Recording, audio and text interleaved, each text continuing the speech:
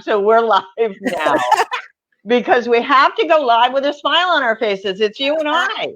Yay! Yeah. So we were just saying that, life according to Zoom. Is that what we would say nowadays? Oh my gosh, that's a great one. Life according to Zoom. Seriously, because I mean, and I can even make big faux pas on Zoom, as I just told you about. So at any rate, but let's get down to it because we promised ourselves we were only going to talk for 10 minutes today. So quick, go, Tess. Okay, well, so let's talk about we were going to talk about what everyone's doing and how they're getting through all this. And of course, we're going to bring up one of our flower essences about that. So this morning's phone call, it's already started early in the morning. People are during this pandemic calling about new puppies or just maybe they're not a puppy, but newly adopted dogs, which I'm so happy to hear that people are going out and adopting. People are working from home. They say, Tess, hey, can you give me some pointers? I'm trying to bathe my dog at home and he didn't like it. All right. So what are your pointers? What are your pointers for that? What can you quick tell people? Do this or don't do that. Okay, I'm going to go right back to my favorite, Sam, who always reminds us to think like the dog. Okay, Sam White, the inner dog. Okay, go on. Absolutely love him. And it is so true in anything we do with our dogs, grooming, training, everyday life. This is the dog's first time to ever probably feel water. What would you think? What is this dog thinking you're trying to do to him? I said, step back. Just first of all, let's even put the dog in the tub with no water. Let's introduce the tub. Let's introduce the tub with treats. Let's keep the dog outside the tub. Hear the water, treats. Everything should be just step by step to show them that this is a safe environment and ask them, what do you want me to do? He's like, what do you want me to do? What are you trying to do to me?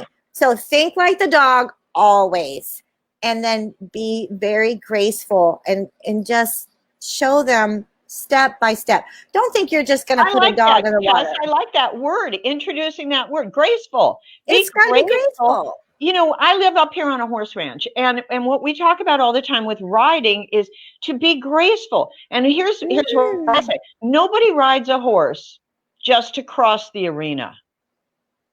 It's a dance. It's a dance. And it's choreographed. I always say when I'm grooming or doing pedicures, the whole thing is choreographed. In my mind, I'm setting it up.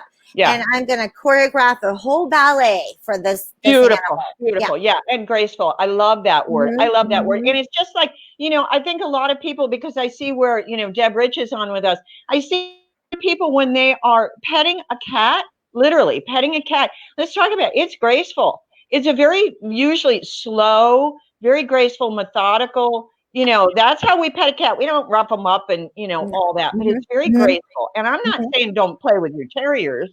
They need that every once in a while, whatever the wife or the trainer says. Every once in a while, we need to, really play. So anyway, so I love that. And is there any other tips you have for, getting through a in-home grooming process? I just really think that if there's a dog, this happened to be a Malinois. Okay. And that's a very smart breed. It's a puppy still. You've got challenges just to be as smart as that dog to start off with. Really,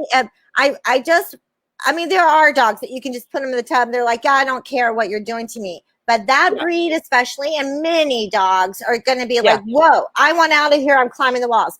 Exactly. But it also can be a hobby. Yeah, but it can also be a hobby. Any breed.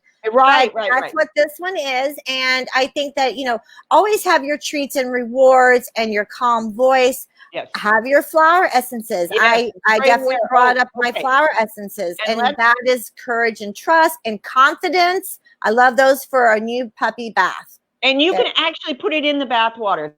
Absolutely. I put it on the wash rag if I'm not putting the dog in the water directly, just to get it started feeling what wetness is all about. Okay, that's nice too. That's nice too. Okay, so but jumping around. Well, speaking of jumping around, may I hold up my poster of the? Go right ahead. So here it is. Can you see it? Number one, put the puppy on the paper. Number two, repeat. Number three, repeat. Number four, repeat. This is how my bookkeeper got my attention this week. I love and adore her, Deborah. I love and adore her. And this is how she got my attention this week. And she's a cat person. Put the puppy on the paper. Put the puppy on the paper. And she kept repeating it to me. And it was kind of like I was getting a little frustrated. And I'm thinking, Deborah, why are you saying this to me? And she just kept repeating. And she said, Meg, put the puppy on the paper, which was training my mind. And then I remembered my mother when I was 7 with my first border collie, and the whole room was full of newspaper, the whole room. And then what she did was she gradually took away the papers where the puppy was no longer peeing. Wait a second. Now this is where my mind is. My mind is like all over the place. I'm like a male and neutered dog. I am. Bring it in. Hello, dog. Oh, hello, Danielle Austin just joined us. Good morning. That's wonderful. Hi, Danielle. Danielle is she joined us at Day of the Dog. So, and that we will jump around to because we have Teresa coming on with Amy next week from North Reading, Mass, and they were at Day of the Dog too. Two fabulous dog trainers, and they love BlackWing Farm. But let's get down to it and let's talk about. We were going to talk about one thing today. You and I. We were going to talk about one thing. We both have been using After the Storm this week. Tell me about you, and then I'll tell you about my guy.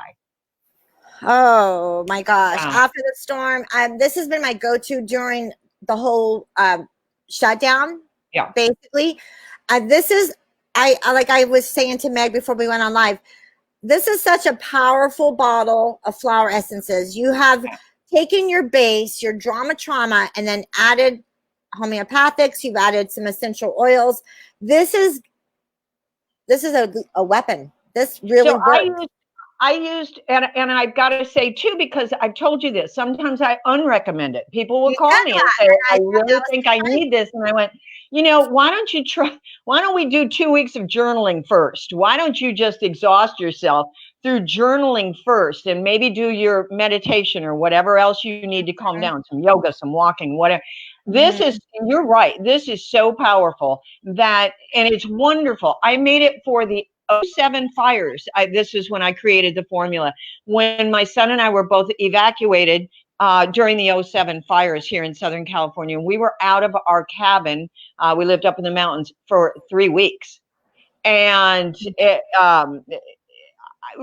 seeing the smoke and not being able to go back was horrendous. Now, so I started, formulating this. And again, I actually took out some ingredients that were way too strong. One was Dusty Miller.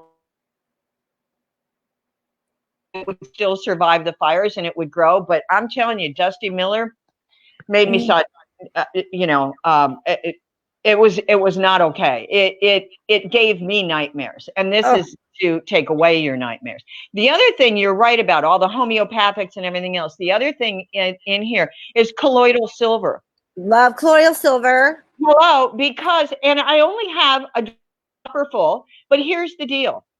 The body, I believe, and we are starting to study this. Now, let's go fast forward 13 years. Now I'm seeing research on what are they called? They're the memory cells that we have. I want to say leukocytes, but I'm not sure. But there's the mitochondria in every cell that communicates with the next cell and the next cell. And so it's almost like, how we get those colonies of trees that communicate through the roots or even through the soil, they have found out. They communicate with each other through the soil and they're going, whoa, we got a pest here and we all need to fortify. So here's the hundreds of trees communicating. And again, I think that our bodies have those memory cells. And if we say, hey, here's some colloidal silver, if you are getting bacteria. Oh, Meg froze up. Oh. Excuse me. Meg, you just froze up again. Oh, okay. You might want to repeat that about yeah, the memory cells. memory cells. Thank you. And that's what it is. And I think what happens is our bodies get that, and then it kicks in. Here's how I use it. I go like this. I spray my hand. I make sure that I get my wrist. I might smell it a little bit. I love to scrunch it in my hair. This week I used it on a horse, quietly, which doesn't mean secretly, but quietly. And because he was so spooky, and he was getting punished for being spooky and afraid. And he was getting punished for that. Either jerking on the lead rope or, a little bit of a long whip. And I can't go out there and yell at the person, because if they're on a prong collar, they're going to pull harder. The owner. Oh, you keep breaking up. Okay. Am I there? Okay. Yeah, you're there. You froze for a minute. That's okay. Yeah. I do freeze. So that's what, so that's what I did in the stall, was I just sprayed some of this, and then I put confidence in his water. And day 3, they dropped the whip. They didn't need it anymore. He quit shying. He quit refusing to go in the arena. Oh my God, it was awesome. So I have video of, talking to him, and maybe we'll share that later. I did see that video myself, everyone. And it's absolute truth. I did see the change, and amazing. Beautiful. Colloidal silver is something that I like to keep it at home, even, if I see that there's something going on, or there's an irritant in the dogs. I kind of like dropping it in the water to have it anyway. But this is, like you said, just spray it on your hands. Yeah. I will take this in the mornings. Let's talk about a friend of ours and myself. We were up all night. We both have sick dogs, and that's an all-nighter. And coming through that, it's emotional, and you need to get strong and stay strong for the animal you're working for. And this has been my in my purse the whole time. My family. I hear you. It's right by my front door. It really pulls me through. Because we have to realize, you and I know, we all have to know that whatever the animal needs, I need. And just like I said, just spray around me, spray my hands, no matter what it is. So we have already gone. Oh my God, we've already gone for. I just want to say, like we were talking about whatever the animal needs. Yeah. I love that you said that. I had just posted yesterday. People said, what's your secret about, the talking to the animals or communicating with your animals? And I'm like, my secret is not that I talk to the animals, is that I listen. Oh my gosh. And they will show me what I need to do. They will show me what they want and what they need. So really, if you take the step back to listen to your animals, they have all the answers. Yeah. You said 2, 3 really important things right there. You said step back, and you said listen. And those are 2 things. So I would love to hear from anybody who wants it. We have so much in the works. I actually have, I've hired a young girl. She is starting us up with a huge bibliography, a resource library that she is putting together the list for me. We're starting with 50 books, 50. And so we'll probably get up to 100 books. And then what I want is to hear from other people. Next, I believe it's next Wednesday, we have 2 fabulous trainers coming on from North Reading, Massachusetts. And that's Amy and Teresa. And we both met Teresa at Day of the Dog. And after the storm, anything we can do to help you, please call us, text, whatever it takes. And get in touch. Yes. And remember, during all this crazy time with all this crazy mental and emotional stuff, put the puppy on the paper. Put the puppy on the paper and repeat. Yeah. I love you, Mag. Thank you. Love you too, baby. Love you too. Love everyone everybody for tuning in. Thank you. See you soon. Bye. Bye. Put the puppy on the paper.